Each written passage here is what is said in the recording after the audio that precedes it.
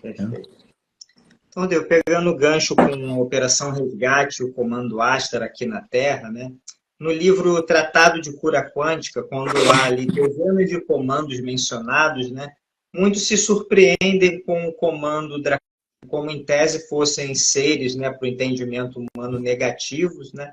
Então, gostaria que você comentasse o papel, né, de seres como draconianos, Greys, Zeta Retículos, dentro do aspecto da Operação Resgate dentro do Comando Astra.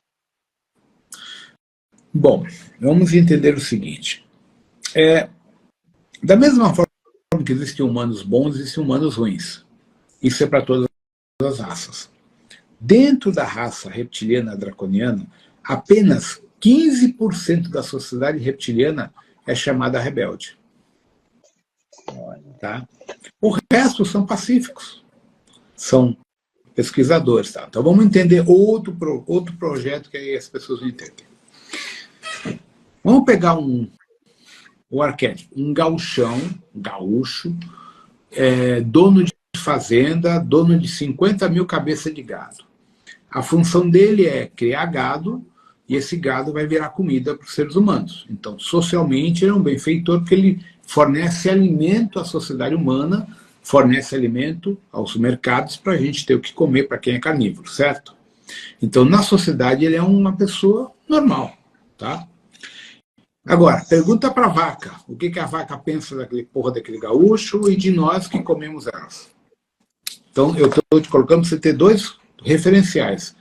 Entre nós humanos, aquele vaqueiro, aquele criador de boi, está dentro do normal. Agora, pergunta para a Cidade das Vacas o que ela pensa do ser humano, que é prende, cria para matar. Não é muito bom, né? Então, aí que vem o nosso problema de interpretação. Uma grande parte dos draconianos e dos insectoides são carnívoros, comem carne de outras espécies da mesma forma que nós comemos gado, boi, cabrito, peixes, porco, galinha, peru e outras coisas mais, certo? Então, para a sociedade galáctica, eles são cidadãos do bem. Só que eles comem humanos. Só isso. Então, o que acontece? O conceito nosso de bem ou mal está totalmente errado. Que a gente se baseia no conceito humano. Quando os draconianos assumiram aqui, há mais de 20 mil anos, e colocaram a Lua em órbita, os humanos passaram a ser carne. Gado pastando em seu planeta. Laboratório, pesquisa genética. Então, o Homo sapiens é composto entre 22 delegações, 22 grupos genéticos e 35 ao total. Então, nós temos uma derivação genética de quase 35 raças galácticas. Por isso que a Barbara Bremer chamava a gente de biblioteca viva. Então, o que ocorre? Para a Federação, para os Zeta, para os Greys, para os Draconianos, para os Pleiadianos, para os Anunnakis, tá? O Homo sapiens é boi, pastando no mundo deles. É exatamente igual ao filme Ascensão de Júpiter. Então, nós, para eles, somos o que? Carne. Então, eles tiram adrenocromo de nós, serotonina, endorfina, qualquer coisa. E até órgãos. E jogam no mercado negro galáctico, na pirataria lá em Ômega Centauro. Então, entre eles, isso é normal. Isso não é ruim. Nós, humanos, que somos vítimas do processo, qualificamos isso como ruim, porque eles estão abusando da gente. Da mesma forma que nós criamos animais para comer ou para extrair órgãos. Da mesma forma. Tá? Então eu tenho que ter esse perfil. Por quê? Porque que tudo que foi feito tem aprovação da Aliança Galáctica. Gente, o terceiro Reich e o quarto Reich foram criados com a aprovação da Aliança Galáctica. O governo secreto hoje, que abduz e faz 1000 pesquisas na nossa humanidade, com a aprovação da Aliança Galáctica. Como é possível isso? Isso aqui é um laboratório.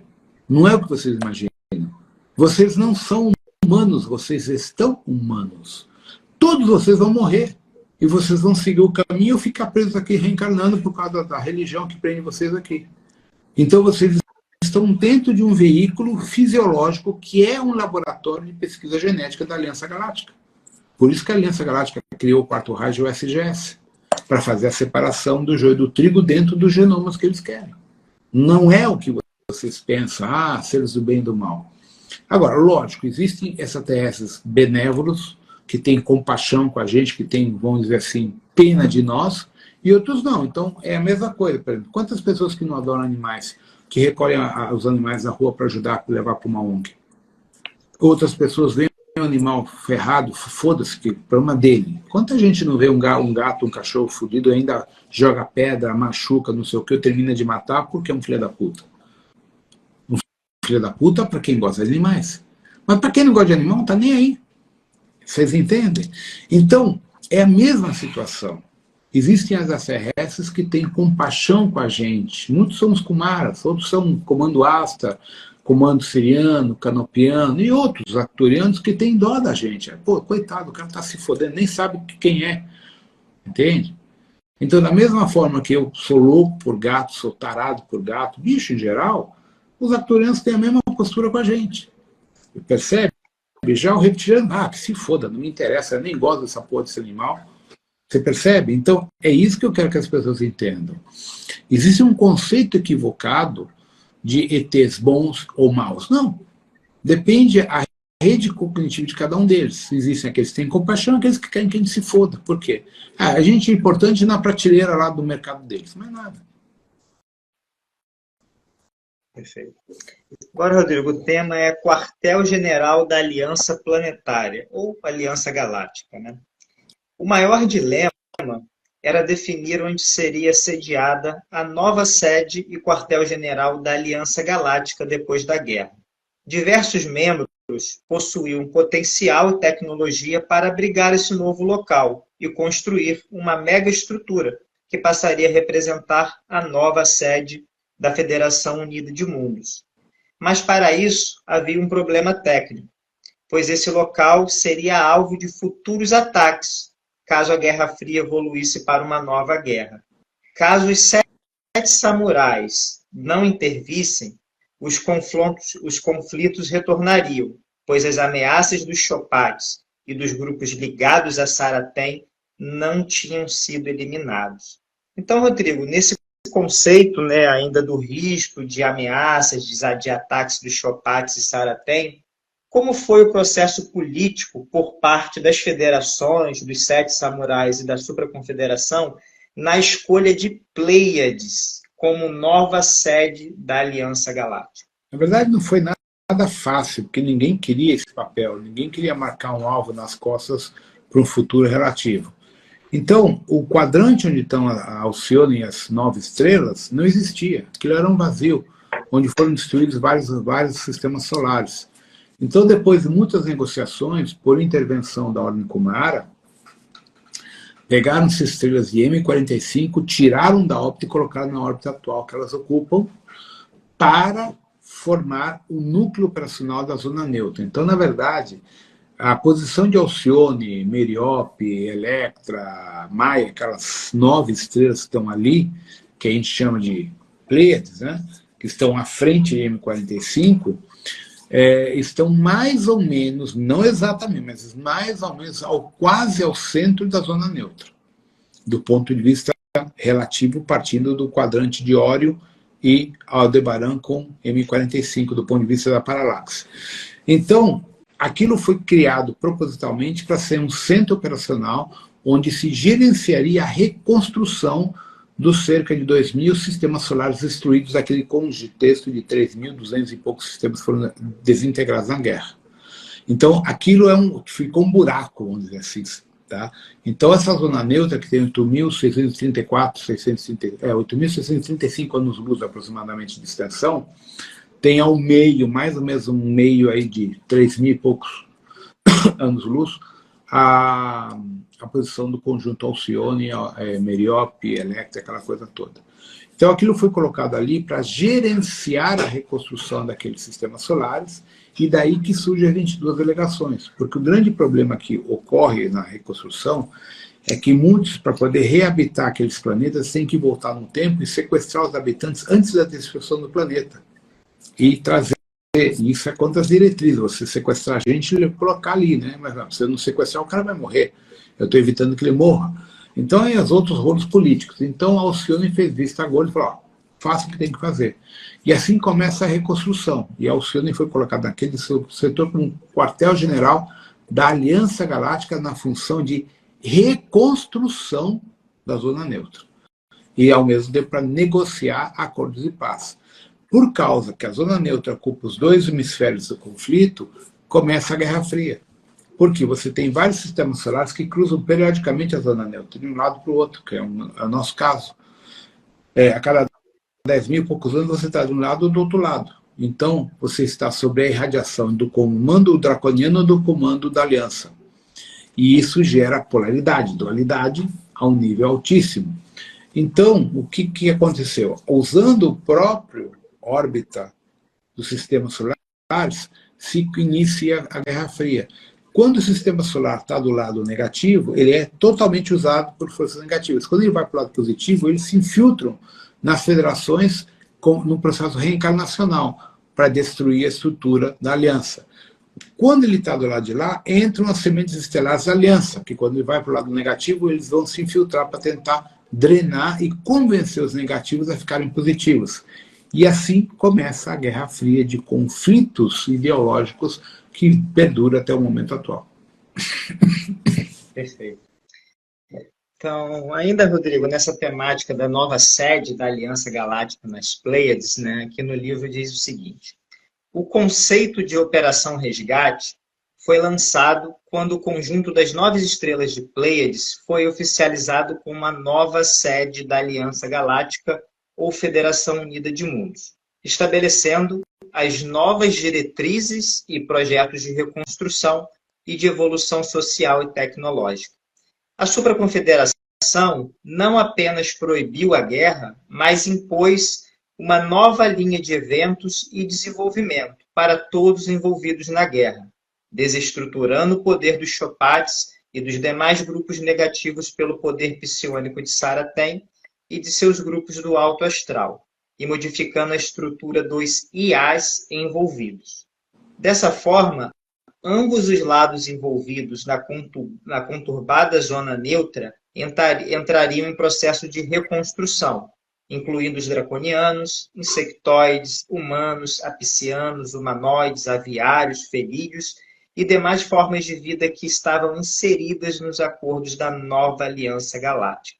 Então, Rodrigo, como foi esse processo de reconstrução para essas variadas raças, né? Esses novos planetas, novos códigos genéticos, né? Como foi o comportamento dessas várias raças, como os draconianos, sectoides, felídeos, aviários e humanos, no contexto da reconstrução a partir da nova Aliança Galáctica? Bom, na verdade é assim, uma vez que se restabeleceu essa aliança e o processo de paz entre as duas polaridades, ou as três, né, que tem os insectoides paralelos, é dado a todos a oportunidade de reconstruir os planetas que eles próprios tinham atacado, bombardeado.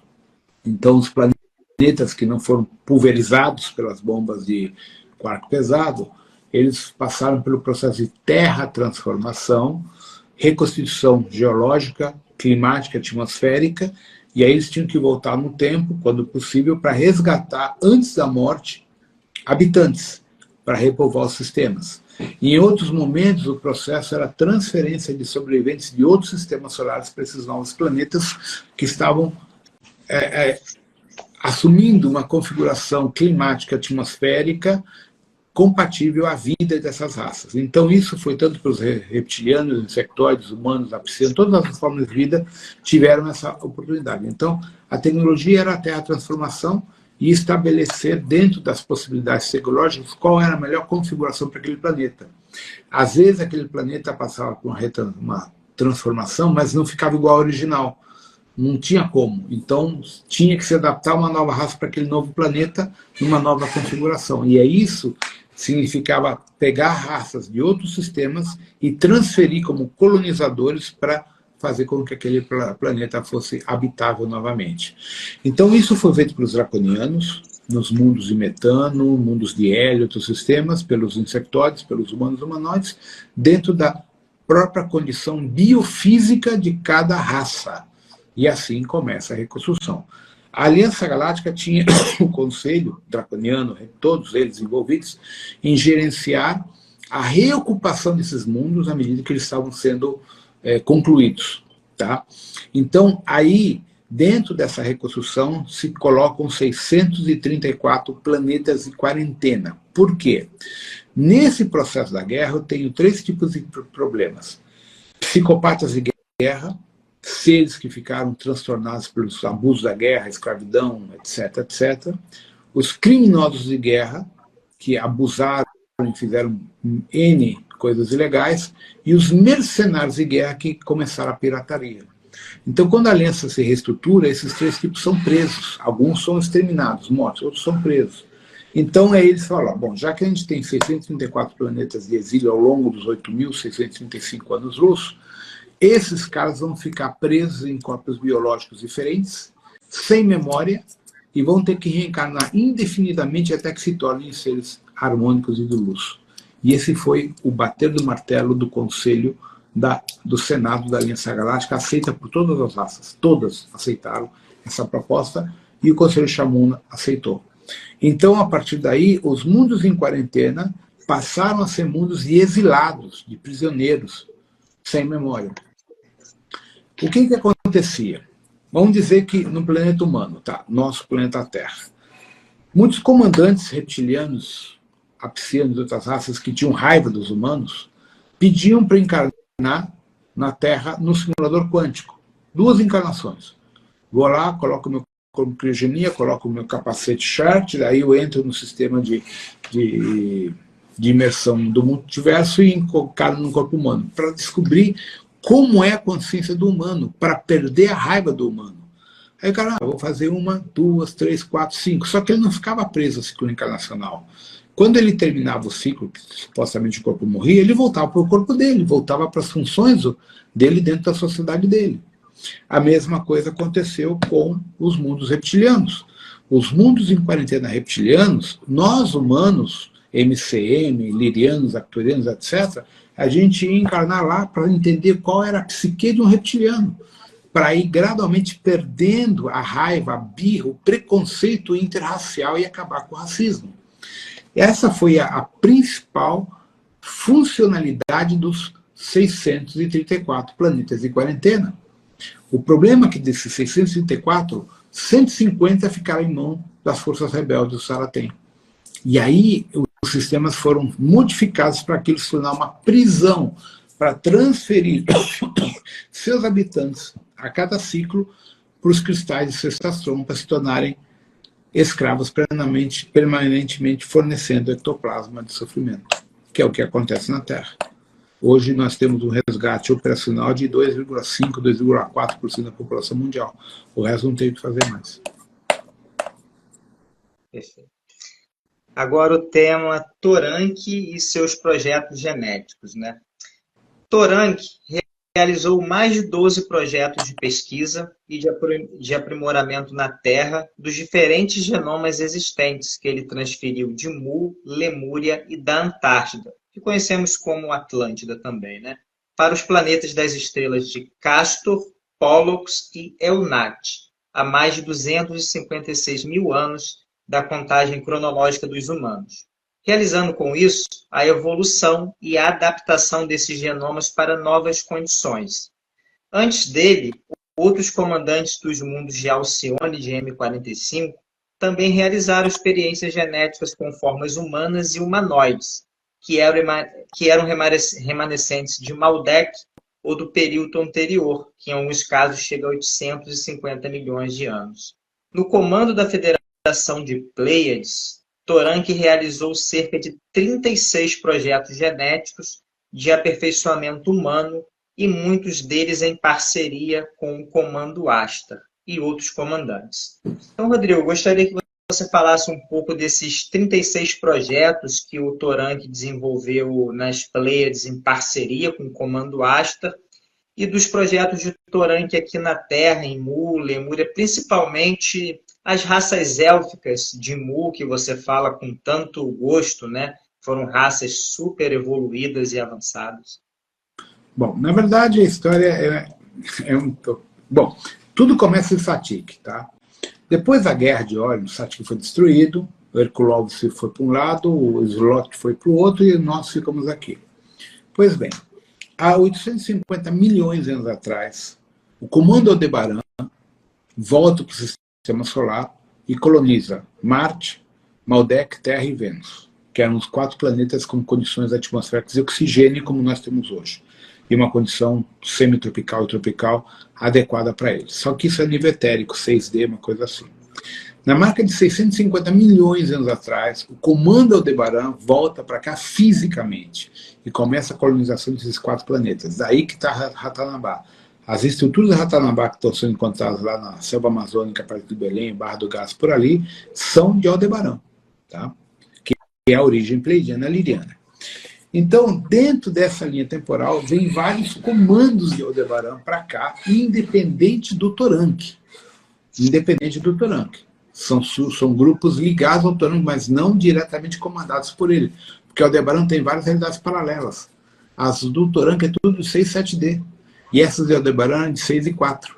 Eram mais densas, era uma outra linha paralela. Bom, num processo desse todo, o Toranque, o Shontor, Akira, o Gado e o Astar se conhecem e começam vários projetos para unificar e salvar a raça humana da extinção por causa da Guerra Fria e a Guerra de Órion.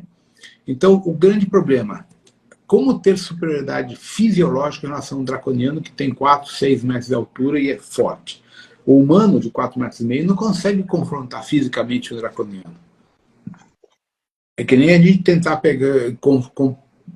pegar um macaco. O macaco tem nosso tamanho, mas ele tem 4 vezes a nossa força. Tenta segurar um gorila, que é da nossa altura. Tu não consegue, aquilo é só músculo.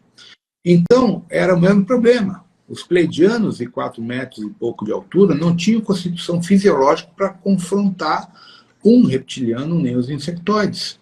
Então, as pesquisas genéticas, o desenvolvimento genético do Toranque, enquanto Pleiades, Alcione e Aldebaran, era criar a subsistência dessa raça humana frente aos ataques reptilianos constantes. E aí a fusão com os felídeos e criando novas raças que dão origem ao primeiro elfo felídeo. O elfo felídeo é a fusão felídea humana, MCM de Lyra, que é uma raça de super soldados. E assim vai indo. Até que, por fim, o Toranque chega aqui. É que o Toranque veio em 2 linhas de tempo. Uma delas tem como 800 mil anos, nossa linha de tempo, mas ele teve em outras anteriores. Os registros não são muito claros. E aí ele plasma aqui o felídeo, perdão, o elfo. Esse elfo tem 4 ramificações. O elfo humano, liriano puro, o elfo felídeo vem para cá, o elfo aviário e um outro elfo que é uma mistura com o ciclopes, aqueles que têm um olho único ou 3 olhos na testa. E eles se formam 4 estruturas.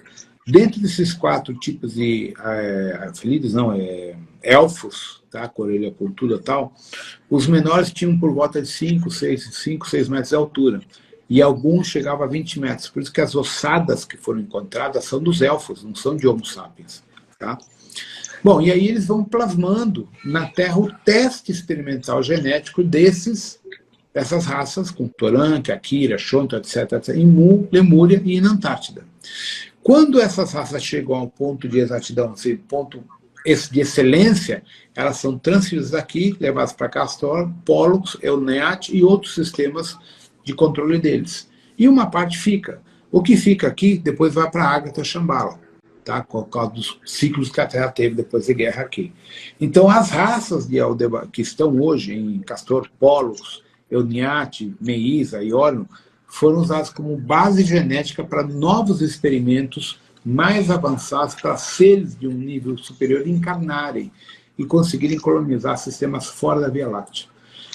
Então a Terra foi usada como um laboratório de preparação em 4D de uma mistura genética aprimorada para poder colonizar outros mundos, de forma resumida. Perfeito.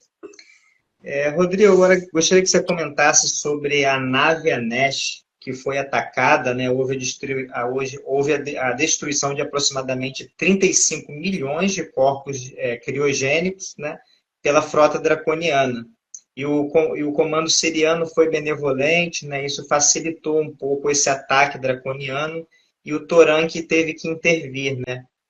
Pode nos contar mais detalhes desta operação de guerra por parte dos draconianos e qual é a contabilidade dessa destruição de 35 milhões de corpos criogênicos, como isso afeta as sementes estelares encarnadas aqui na Terra? Bom, na verdade, o que aconteceu foi o seguinte. Existia um tratado chamado Equilíbrio, desde a Guerra de Órion, entre as forças. Nesse tratado havia uma paz, apesar da Guerra Fria, uma paz de não agressão militar entre ambas as partes. Então, devido às situações que estavam acontecendo em outras dobras temporais, a frota draconiana se materializa no Sistema Solar com a ordem de destruir as principais naves da Armada da Aliança para assumir a totalidade do poder no Sistema Solar e outros lugares, como Tau 7, Bernard e outros sistemas aqui próximos, numa órbita, até 20 anos-luz daqui.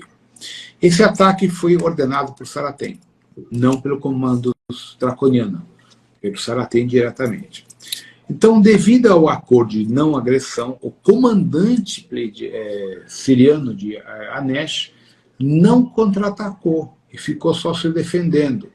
E houve uma sabotagem interna de 2 entrantes Chopates infiltrados como sirianos, que detonaram uma bomba dentro da nave Anesh, destruindo o sistema de defesa. Aí a nave foi atacada e 32% ou 33% da sua fuselagem foi destruída, exatamente onde estavam os corpos criogênicos de sementes estelares sirianas, arcturianas, pleidianas, etc, etc. Foi proposital, para que essas sementes estelares, hoje encarnadas na Terra, não tenham para onde voltar. É isso que eles queriam. Então, o que aconteceu? O comandante siriano, que era um baitola literalmente, com essa merda de não agressão, não sabia o que fazer. Né? Só que não foi só a Nesh destruída. A Nesh, a Arquitrans, que é 11 hectômetros de tamanho, tomou um cacete. Foram 4 naves gigantes do tamanho da Nesh que foram destruídas, ou bem danificadas. Então o Toran que assumiu uma defensiva, entrou com a frota dele, pulverizou todas as naves reptilianas sem matar nenhum tripulante. Teletransportou todos os reptilianos das naves de ataque nus de volta a seus mundos com um ultimátum, que já que eles romperam o acordo de equilíbrio, a guerra estava reestruturada e o aviso era: a próxima, todos os reptilianos serão exterminados. E aí ele deu autorização de prisão do comandante pleidiano, por estupidez e incapacitação operacional, e ao mesmo tempo, pleidiano não, siriano, e ao mesmo tempo colocou uma armada de proteção. E aí mudou tudo. E a Nesh foi reconstruída depois. O problema foram os 32, 33 milhões de corpos criogênicos de sementes estelares em missão. Alguns foram clonados, outros não. Outros não têm mais corpo, não tem o que fazer. O cara vai ter que se virar nos trinques com o corpo humano. Né? Ou seguir sem corpo para a linha crística. Né? Entendi. Foi em 2014. Pois não, pode prosseguir. Não, é que o pessoal está perguntando. É 2014 aconteceu. Em abril de 2014 foi isso. Abril de 2014. Rodrigo, tema Herculovos, né? O Planeta X, Nibiru, dentro da literatura espírita, inclusive, né, nosso bem-amado Chico Xavier, chegava a usar a terminologia planeta chupão ou planeta higienizador, né? Você tem uma proximidade com alguns astrônomos amadores, né, como você sempre relata nas lives, o Rudimar e outros, e tem algumas informações sobre a órbita, né, atual de Herculobos, mesmo que as informações não estejam 100% confiáveis, né? Mas nos conte um pouco, Rodrigo, sobre toda essa rota elíptica de Herculobos ao entorno da Terra, historicamente, né, ciclicamente, as destruições que Herculobos promoveu na Terra, né, ao longo da história, e na atualidade, né, as previsões dos astrônomos para as futuras rotas de Herculobos. Bom, vamos lá. No passado, tá? No passado de 4,8 bilhões de anos atrás, mais ou menos, o sistema solar nosso chamava-se Satik. era composto de 3 estrelas. Nosso Sol Mântia, a anã marrom Herculovos, que é 4 vezes maior que Júpiter, e uma anã vermelha chamada Slot, que é mais ou menos 2 vezes e meio o tamanho de Júpiter. Então, o sistema solar era trino e tinha mais de 78 planetas, dos quais a maior parte era do tamanho de Júpiter ou maior do que Júpiter, fora outros astros e tal. Então, era um sistema bem grande. No auge da Guerra de Órion, o sistema foi atacado durante muito tempo até destruir a cúpula Paratron que protegia, e aí, devido às explosões das cargas, o Slot saiu para fora com 7 planetas, o Herculovos caiu para outra órbita com 8 planetas e ficou nosso Sol com 40 e poucos planetas. Não são 9, são mais de 40 e poucos planetas na órbita do nosso Sol atualmente, incluindo os planetas que estão dentro do anel de Oort, que não são contabilizados. Tem uma porrada de planeta ainda no anel de Oort. Então, o que aconteceu? O Herculovos ele tem uma órbita de 30 graus perpendicular ao eixo do Sol e do Sistema Solar. Todos os planetas trabalham nessa órbita aqui, em torno do Sol. E Herculovos faz isso. Então, ele entra e sai, entra e sai, entra e sai. Então, a grande questão é assim. A pessoa que eu conheço que mais estudou o fenômeno Herculovos, vem acompanhando ele, é o Rudimar, tá? Que é um astronômico amador, e que ele fez vários modelos da órbita, porque em 2006, se não me engano, 2008, o Vaticano e a NASA colocaram um baita de um observatório astronômico na Antártida para ver a passagem do Herculovos pelo hemisfério sul. Supostamente em 2016 ou 2018, não recordo agora, ele fez o periélio no Sol e está voltando. Então, nós temos 3 órbitas possíveis, segundo as análises do Herculovos. A primeira órbita, que é a mais fraca, é entre Júpiter e Marte. Marte está a 83 milhões de quilômetros de nós. Então, Herculovos passaria em torno de 115, 120 milhões de quilômetros, não causando maiores problemas para nós, a não ser detritos, cometas e meteoritos. A segunda órbita seria entre Marte e a Terra, passando algo em torno de 50, 60 milhões de quilômetros da Terra, causando muitas anomalias gravitacionais, terremotos e muitos problemas vulcânicos. E a terceira órbita é entre Vênus e a Terra. O que todo mundo esquece é que Vênus está na metade da distância de Marte em relação à Terra. Vênus está a cerca de 43 milhões de quilômetros da Terra.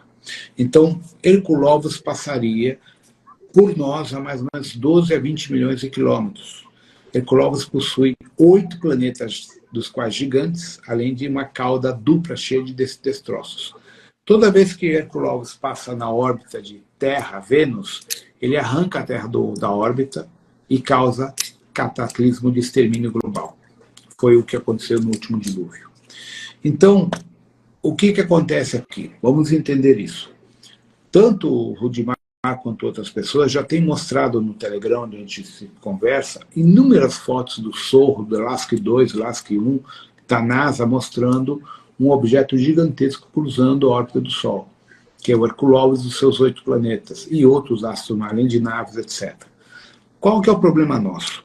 Aquelas fotografias têm um erro de paralaxe, então tu não consegue determinar que órbita é aquela. Se ele está do lado de lá do Sol, do lado de cá do Sol. A NASA não se pronuncia. Então, conversando com o Rudimar, por telefone, ele falou: olha, Rodrigo, pelo que eu vejo, pelo que a gente está vendo, acredito que ele esteja vindo pela direção de Vênus para nós, numa velocidade de aproximadamente 70 mil quilômetros por hora, um pouco mais, só que ele tem um movimento em forma de parafuso, helicoidal. E ele para, volta, então não dá para entender. E aí, esse ano, eu estava em Brasília dando curso, acho que foi em maio, junho, já não lembro mais, me encontrei com o professor Luiz. A gente começou a conversar e tocamos no assunto do Herculovos. Falei: Rodrigo, o que eu sei de informação com astrônomos oficiais que ele tem acesso é que ele está vindo pela órbita de Júpiter. E vai passar por nós, mas ele está entre Júpiter chegando em Marte.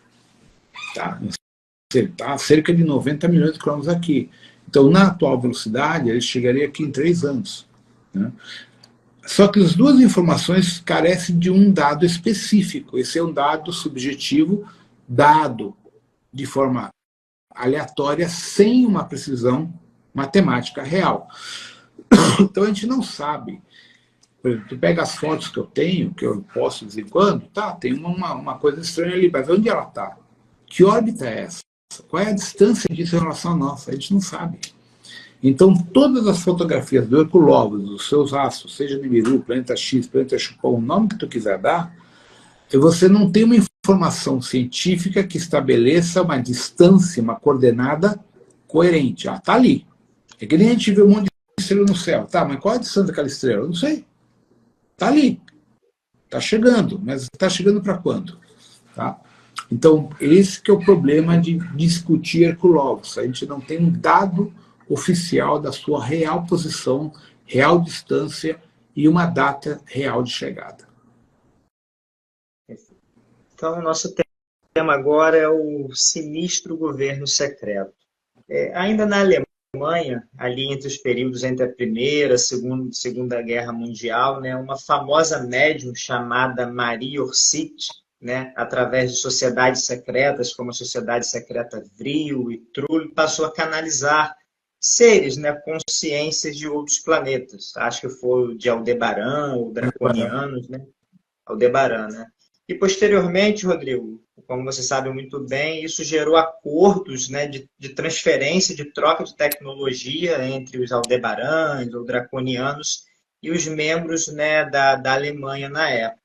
E posteriormente, né, nos Estados Unidos, após a Segunda Guerra, né, foi aqueles grupos de cientistas liderados por Wernher von Braun, um projeto Majestic, e a partir disso se deu origem a essa estrutura, né, do sinistro governo secreto, gerando um próprio governo paralelo, com frotas estelares, né, colonizando outros planetas, a Lua, Marte. Então, Rodrigo, minha pergunta é, atualmente, você poderia nos dar mais ou menos um panorama sobre a atual estrutura a nível estelar, de base, quais planetas e sistemas solares que o sinistro governo secreto já chegou e já conseguiu colonizar? Ó, vamos lá. Na verdade, para as pessoas entenderem, quando a Maria Orsic fez o contato telepático com os humanos e Aldebaran, depois os reptilianos do grupo da Aliança e tal, foi feito um acordo que era o seguinte: a raça ariana, que vem dos vikings, que vem dos pleiadianos, dos Nibiru e das outras castas de Pleiades, que são os lirianos originais, teriam o direito genético a levar o Homo sapiens para o espaço. O resto não. E isso deu origem ao sinistro governo secreto, o Quarto Reich. Então, eles fizeram um acordo que a troca de experiência genética, de pesquisa, de tecnologia e poder, eles entregavam a humanidade para eles. Tá? Então, essa facção passou por eugenias, vacinas e tratamentos, alimentos, tudo para ativar aquele DNA de 12 filamentos. Os 10 mortos foram reativados com autorização da Aliança Galáctica. Portanto, eu falei hoje mais cedo, o Quarto Reich, ou o sinistro governo secreto e os globalistas existem graças à Aliança Galáctica. Tá? Então, isso foi um fator. Com base nisso, se cria um governo paralelo, uma realidade paralela, tipo Star Trek. Por isso que Star Trek, o emblema Delta, é os mesmos da Força Aérea Espacial. Tá? Star Trek é canalizado. Muito bem. Hoje nós temos cerca de 13 sistemas solares colonizados, 13 planetas. Começamos por Lua, com Von Braun em 33 colocando um foguete tripulado lá. Depois Marte, 70, 71, 72, Marte, pelos Stargates nós chegamos ali, depois dos TR-3B. Depois algumas luas periféricas de Júpiter. Júpiter, para quem não sabe, tem 64 luas até 2015, é capaz de ter mais ainda, tá? Pouca gente sabe disso, né? E Saturno tem mais luas ainda. Depois, o governo secreto teve autorização de colonizar rochas ou luas, satélites de Saturno. E, por fim, Slot. Existem 2 planetas Slot habitados pelo SGS, depois pousaram com o projeto Majestic 12 no planeta Pooh, e ali criaram uma colônia. E a partir do planeta Pooh ramificaram para Próximo, Gomeísa e outros lugares que eu não sei mais. Hoje são 13 colônias fora do sistema solar, além de Saturno, Júpiter, Marte e Lua, tá? Essas não estão inclusas porque é fora do sistema solar. Então, essas pessoas passaram por um processo de melhoria genética, o DNA de 12 filamentos, estão despertos para outro nível, mas são controlados por nanotecnologia para manter aquele padrão de evolução e aquele padrão Homo sapiens daquela estrutura. Tá? Então, essas pessoas vão encarnar e vão reencarnar dentro dessa proposta de unificar o Homo sapiens Terra com a Aliança Galáctica. O resto vai ficar aqui. Tá? Esses são os acordos feitos com a Aliança Galáctica. Então, Rodrigo, dentro da estrutura do sinistro governo secreto e seus inúmeros programas, né, há os chamados insiders, né, que no programa lá do David Wilco, que é Alienígenas do Passado, e outros programas, já há dezenas de insiders relatando, trazendo as suas experiências. E, sem dúvida, o mais conhecido deles é Corey Goode, contato dos aviários, né, um empata, um intuitivo que participou de inúmeros programas, né, desde muito jovem. O que você poderia nos dizer das experiências, dos programas que o Corey Goode, né, vivenciou junto a essas estruturas? Bom, ele não é o único.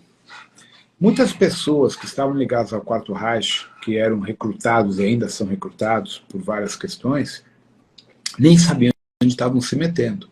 Eles achavam que, como patriotas do seu país, iriam participar de um projeto secreto para ajudar o seu país a se manter no poder, aquela coisa toda. E eram transferidos para bases aquáticas, no fundo do mar, ou para bases na Lua ou em Marte, principalmente. E depois naves orbitais, e dessas naves orbitais iam para Júpiter e Saturno, principalmente Ganímedes. Então eles trabalhavam ali como técnicos de alguma função durante um tempo X, que tinha a ver com o seu contrato. O contrato normalmente era renovado, porque para eles os caras estavam sem memória, então iam trabalhando sem se dar conta. A partir do momento que você está naquela realidade trabalhando fora da barreira de frequência, a tua linha de tempo não é mais essa daqui. Aí que vem o problema. É esse que o Corey Goode não sabe explicar. Da mesma forma que, para o corpo criogênico, uma encarnação de 80 anos são 2 horas, quando você está fora da barreira de frequência, você passa a viver naquele tempo. O teu corpo não aguenta. Por isso que o corpo tem que ser configurado geneticamente com suplementos para poder aguentar aquilo ali. Tá? Então, o Corey Goode e muitos outros, que eram simplesmente militares ou cientistas, passaram para trabalhar naquele processo, tá? E não tinham noção da linha de tempo. Por isso que eles falam, fiquei acho que 20 anos. Na verdade, não é bem isso, é outra linha de tempo. E aí eles são liberados ou mortos. Então, há 2 opções. Ou você fica definitivamente naquela estrutura, se você for importante para o grupo, tiver um coeficiente intelectual, que nem o Nikola Tesla. Esse está até hoje lá em cima. Não morreu. Está trabalhando para os caras até hoje. O cara é importante. Mas o Corey Goode era descartável, assim como muitos outros. Então, ele fez o seu serviço dentro daquele equipe que era previsto e foi liberado. Então, há 2 formas. Ou você zera a memória daquele cara e deixa ele na Terra até morrer, ou você mata o cara. Então, de acordo com os projetos, zera a memória porque não tem acesso a muita informação. E foi o que fizeram com ele, só que, por causa de algumas situações, ele começou a relembrar. Quando ele entrou nos processos de tratamentos de hipnose, ele foi recuperando a memória, o que ninguém esperava. Aí ele começou a passar informações que nem os militares sabiam. Por quê? Dentro da estrutura piramidal da SGS, os militares americanos achavam que estavam no topo do poder. E não, eles estavam no meio da pirâmide. Tem muita coisa para cima. Que o Corey também não sabia que sabia. Entende? Então, por isso que ele foi perseguido. Porque os militares não podiam acreditar que ele tinha acesso a informações acima de nível de coronel, almirante, brigadeiro, etc, etc. E aí que estourou a bomba toda. Tá? Mas o Corey não é o único, não. Tem muitos outros. Só que muitos não estão se expondo. Não querem se expor. Perfeito. Rodrigo, agora o tema Atlântida e Lemúria, né? Quando a gente vai pesquisar na internet, há muitas histórias, fontes, que acaba tornando uma verdadeira salada de informações, né? Muitos dizem que no processo onde houve uma guerra entre Atlântida e Lemúria, onde houveram bombas nucleares, houve uma negativação dessas sociedades, né, com uma interferência de magos negros ou draconianos, né, influenciando nas atitudes e na negativação desses povos, dessas civilizações. O que de fato aconteceu? O que culminou para a derrocada e a queda de Atlântica e Lemúria que levou às guerras? Na verdade, ali tem um problema complexo. São várias realidades paralelas entre plano físico, plano astral e umbralino, que a pessoa mistura e faz uma salada. Então, não é um contexto, são vários contextos que se encontraram. A guerra, na verdade, era os Anunnakis em Nibiru, das 22 delegações, contra os Mu, porque os Mu eram Kumaras. Então, o que os Mus determinavam? Todo o projeto genético Homo sapiens, ou que tinha ali, tinha liberdade de evoluir conforme o seu processo natural, né? E os Anunnakis, que estavam residindo na Antártida, na Atlântida, queriam o domínio e a escravidão das raças primitivas. Falaram, não, eu não vou permitir o aprisionamento e a escravidão desse povo, que é um experimento livre. Então, a grande contenda era Kumaras versus interesses corporativos, certo? Então, quando os interesses corporativos, Dracu-Anu, Enlil, Enki, Inanna, 22 delegações, Saraten, Chopades, etc., viam que os Kumaras, Mu, não iam mudar de ideia, começaram a bombardear e atacar com armamento nuclear. E os Mu se defenderam, só que aí gerou a negativação dos Mu. Então o Mu foi dividido entre os seres que entraram para Agartha e Shambhala e os que ficaram na superfície e morreram. Tá? E aí eram vários conflitos e intervenções da Aliança Galáctica também. Só que, nesse momento, o Sistema Solar estava num limbo da zona neutra. Não estava nem do lado da luz, nem do lado das trevas. Não tinha chegado até o lado das trevas. E foi uma guerra que acabou por destruir e afundar Mu, depois da Lemúria. E aí, depois que Herculóvos passa e muda, porque o eixo da Terra, para o lado de vocês, era 33,8 graus para a direita. A Antártida estava na posição da Austrália hoje. Aí o Herculóvos destrói tudo, arranca a Terra da órbita e a Terra é reposicionada com 24 graus, ponto alguma coisa, para a esquerda de vocês.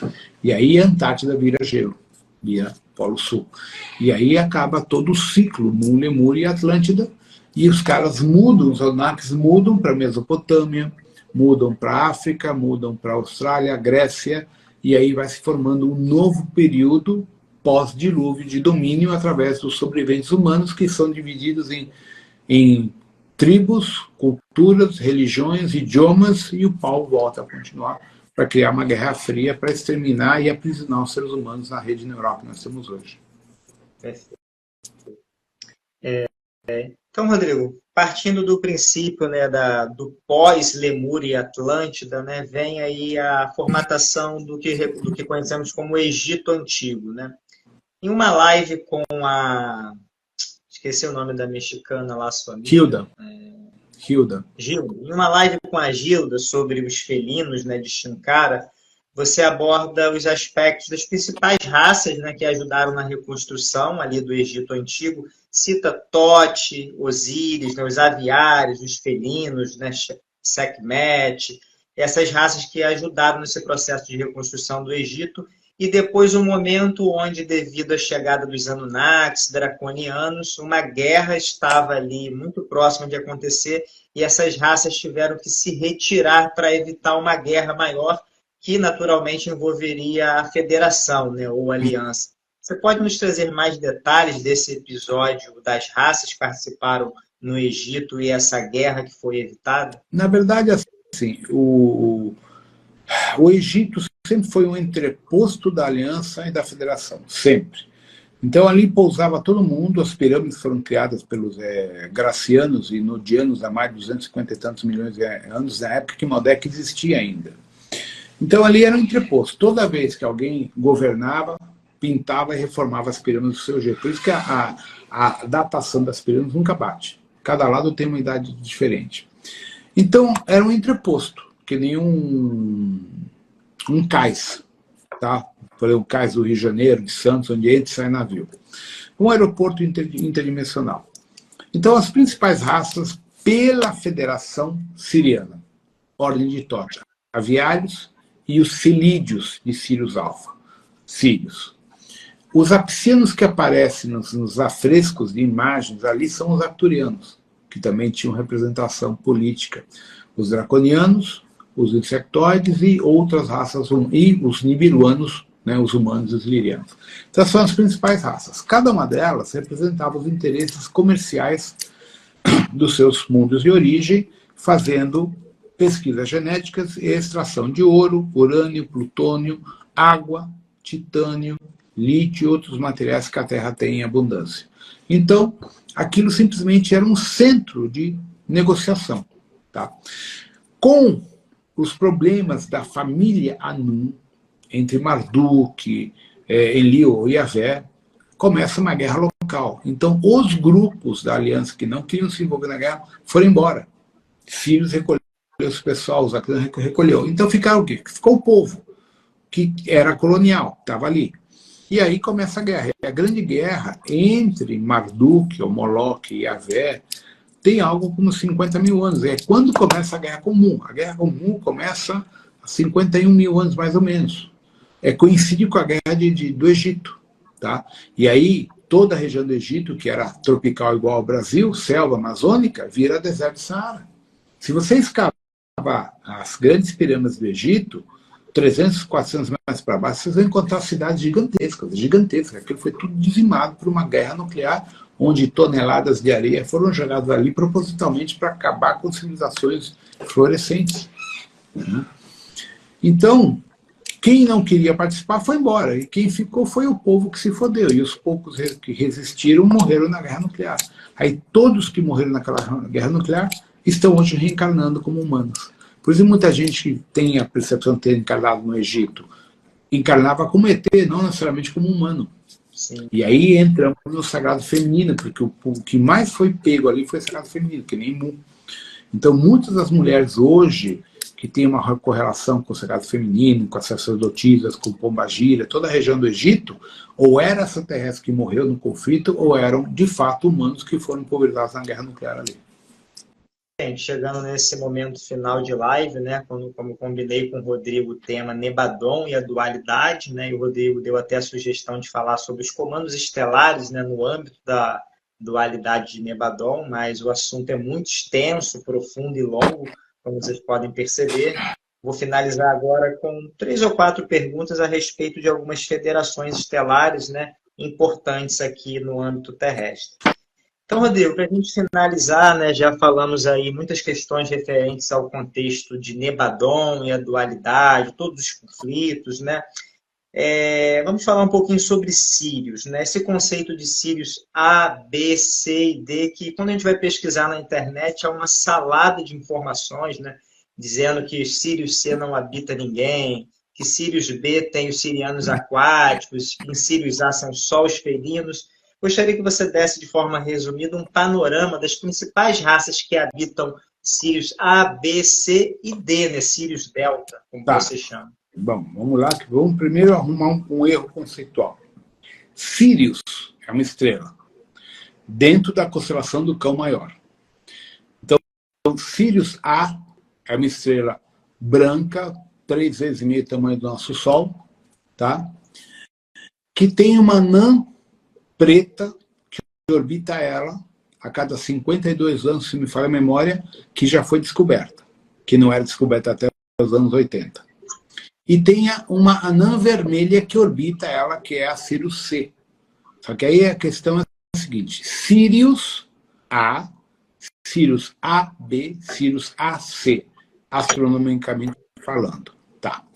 Adara, Wesen, Warne e a outra, esqueci o nome, que é a Delta, são da constelação do Cão Maior. Então, assim, Wesen é Canis B, Canis maiores B, não é Sirius B. Adara, Canis maiores Gama ou Delta, não lembro.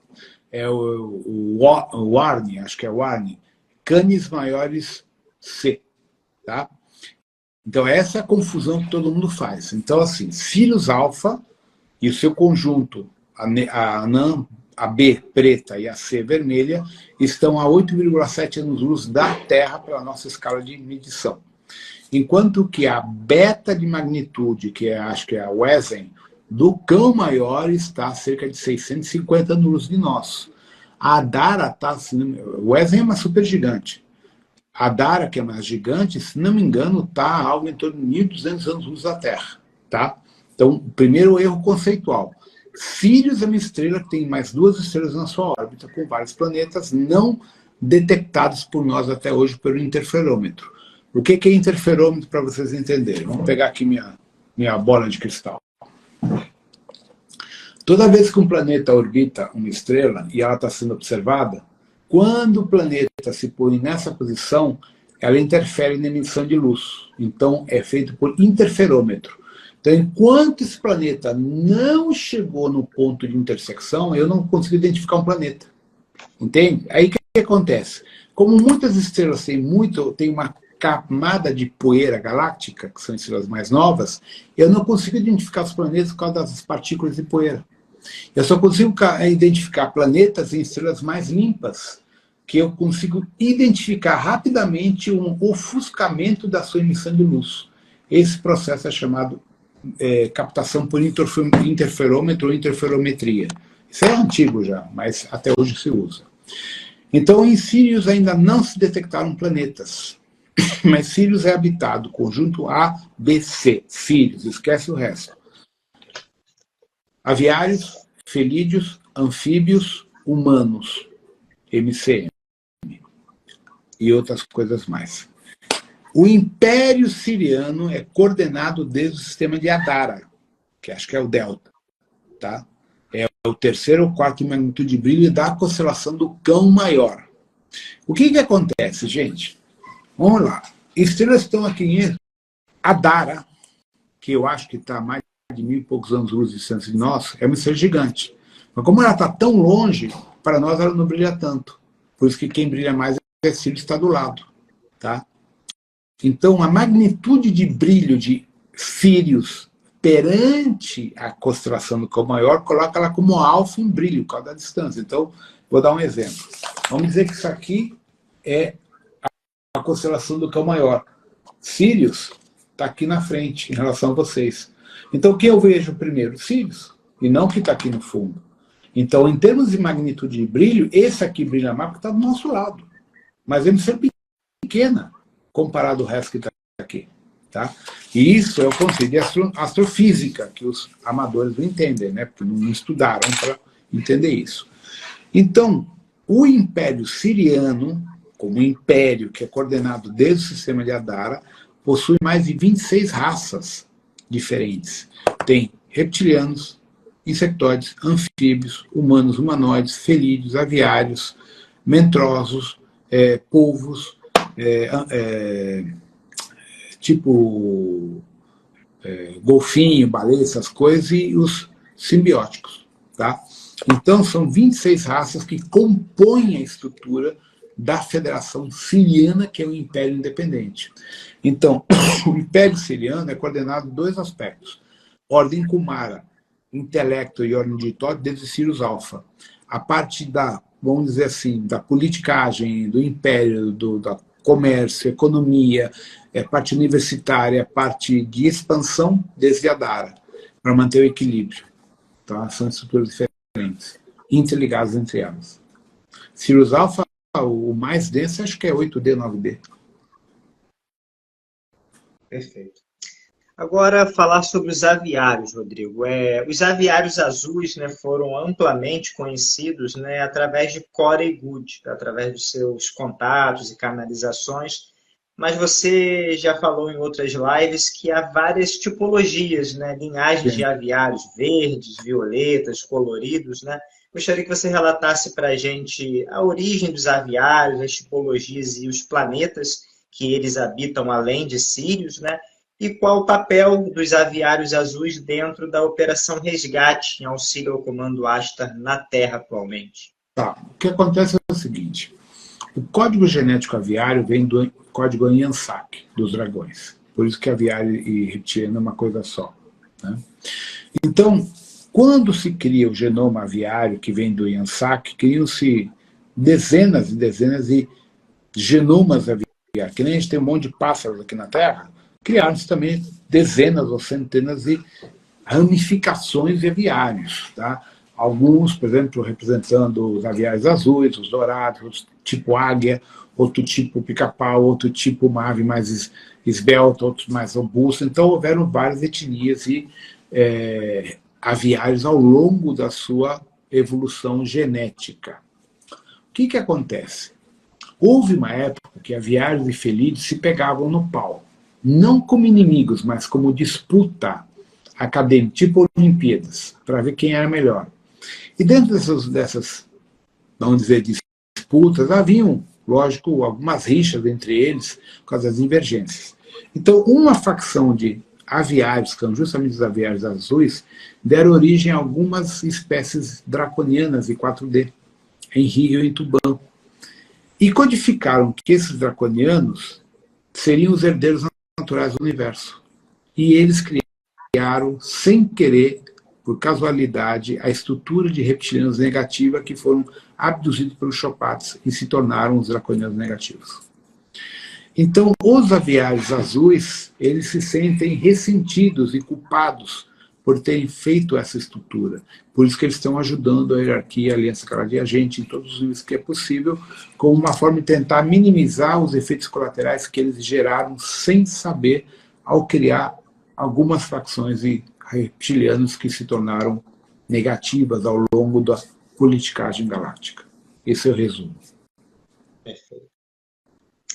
Agora sobre os arcturianos, né? Os arcturianos, Rodrigo, no meio holístico, terapêutico, né, são conhecidos, né, como os seres os mestres da cura, né? Você mesmo em algumas lives já relatou que foram os arcturianos que trouxeram técnicas de cura lá na época de Shiva, Ganesha, o Imperador Amarelo, né, que várias consciências do passado receberam, né, dos arcturianos técnicas de cura, né?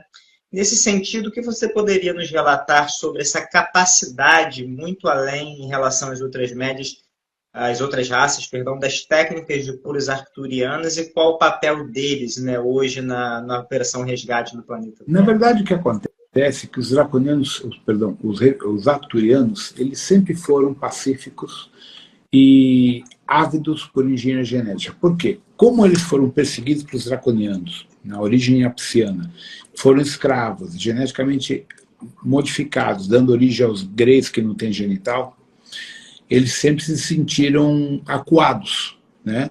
Então, com base nisso, eles têm procurado ajudar todos os povos que foram vítimas dos draconianos na questão da cura e da resgate das doenças no geral. Então, quando eles tiveram autorização de mexer no código MCM, aqui, no caso o Homo sapiens, eles entraram com toda a área de acupuntura, toda a base da medicina ayurvédica deles.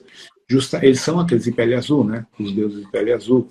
Então eles vieram aqui para ajudar a humanidade antes da chegada dos draconianos. Tanto que quando os draconianos chegaram, mataram a maior parte dos Anunnakis. Naquela guerra que Ganesha conta, eles foram dizimados pelas bombas nucleares dos draconianos. Então, na verdade, os arcturianos são seres pacíficos, são muito poucos os guerreiros. Eles são seres pacíficos que foram obrigados a ir para a guerra para se defender. Mas não porque eles fossem seres belicosos na sua essência. Então, eles sempre se interessaram pela saúde, pela cura e pela reversão das manipulações tecnológicas reptilianas, com qualquer forma de vida. Então, todas as raças que eles vão entrando, que eles vão conhecendo, eles vão mapeando o genoma e encontrando os pontos-chave para corrigir o genoma frente às manipulações. Daí que eles mapearam todo o corpo com o Imperador Amarelo, pela acupuntura, MTC e todas as técnicas que o MTC tem como um todo, né? Dr. Mikao Sui foi contatado pelos arcturianos? Eu não posso afirmar isso, mas ele foi contatado por alguma hierarquia espiritual, com certeza, só não posso dizer quem foi, né? Não sei. Claro. Então, Rodrigo, para a gente fechar agora, devido ao seu tempo, sobre os draconianos, né? Mais uma vez no conceito dos draconianos positivados, né? Houve o projeto Metron, né? Onde avatares cósmicos como Kuan Yin e outros encarnaram em hierarquias draconianas e reptilianas, né? Para inserir o amor, o perdão, a chama trina, né? Nessas consciências. Fazendo uma análise hoje, né, do projeto Metron, ele foi exitoso, ele conseguiu positivar muitas linhagens draconianas aqui em Medagog? Se a gente for bem avaliar profundamente todo o histórico, se não fosse o projeto Metron, a guerra teria sido muito pior. E a Guerra Fria, 10 vezes pior do que tem sido. Porque, na verdade, como eu falei, os draconianos chamados negativos são cerca de 15% da população draconiana. Tá? O resto é pacífico, é tranquilo. Então, por isso que eu falo, não existem draconianos ruins. Existe aquele draconiano, dei aquele exemplo, que nem o gauchão que cria vaca para matar e comer, e tem um draconiano que cria gente para matar e comer. Mas tem draconiano que é gente boa. Vamos dizer, tem draconiano que é vegano. Pronto. Que nem os dragões. Os dragões são herbívoros, não comem carne. Aí as pessoas falam mal, os dragões são extremamente pacíficos e inteligentes. Uma inteligência absurda, são seres zen. Tá? O dragão não tem nada a ver com o draconiano. É um grande erro conceitual. Tá? O draconiano é um ser geneticamente desenvolvido, ele não é natural. Ele foi criado que nem o Homo sapiens. Só que foi manipulado para ser guerreiro, exterminador. Então, Rodrigo, já batemos aqui 2h20 de live, né? Imagino que você esteja cansado. Funciona, eu estou em desde as 5h30. Perfeito, né? Mais perguntas, né? Claro que eu gostaria de falar sobre ela. Deixa eu voltar de Portugal, a gente marca outra. Perfeito, perfeito. Então, Rodrigo, gostaria de agradecer pela oportunidade, né? Dizer que eu fico muito honrado por ter aceito o meu convite, né? O meu perfil Missão Resgate Estelar, como eu te falei, tem esse foco, essa missão de compartilhar informação, né? Eu faço posts diários a respeito das hierarquias, dos mestres ascensos, e cito, né, bastante seus livros, seu material, utilizo as suas lives, né, como fonte de estudos. E, bom, eu gostaria de finalizar deixando um sentimento de gratidão e que seria uma honra mais à frente fazer outra live, se possível, com você. Então foi isso, gente. Obrigado pelo carinho, boa sorte, Gabriel, obrigado pela oportunidade e até uma próxima live, então. Beleza. Rodrigo, gratidão, um abraço aí. Boa noite. Boa noite, gente. Valeu.